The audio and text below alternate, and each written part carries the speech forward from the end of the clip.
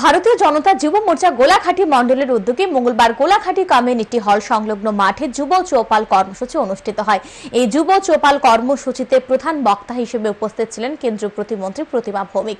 সাথে উপস্থিত ছিলেন প্রদেশ যুব মোর্চার সভাপতি তথা বিধায়ক সুশান্ত দেব, বিজেপি সিপাহীজলা জেলা উত্তরের সভাপতি গৌরাঙ্গ ভৌমিক, গোলাঘাটি বিধানসভা কেন্দ্রের প্রাক্তন বিধায়ক বীরেন্দ্র কিশোর দেববর্মা সহ অন্যান্যরা। যুব চৌপাল অনুষ্ঠানে বক্তব্য রাখতে গিয়ে কেন্দ্রীয় প্রতিমন্ত্রী প্রতিমা ভৌমিক বলেন, রাজ্যে পূর্বতন সরকারের সময় সরকারি সুযোগ সুবিধা কে পাবে তা ঠিক করে দিত তৎকালীন শাসক দলের নেতৃত্বরা। সেই সময় পঞ্চায়েতের কাজকর্মের বিষয়ে মানুষ কিছুই জানতো না, কিন্তু 2014 সালে নরেন্দ্র মোদী দেশের প্রধানমন্ত্রী হওয়ার পর সে চিত্র পাল্টে গেছে। দেশের সকল অংশের মানুষের উন্নয়নে লাগু করা হয়েছে একাধিক প্রকল্প। রাজনীতির উপরে উঠে সকলকে সরকারি প্রকল্পের সুযোগ সুবিধা প্রদান করা হচ্ছে।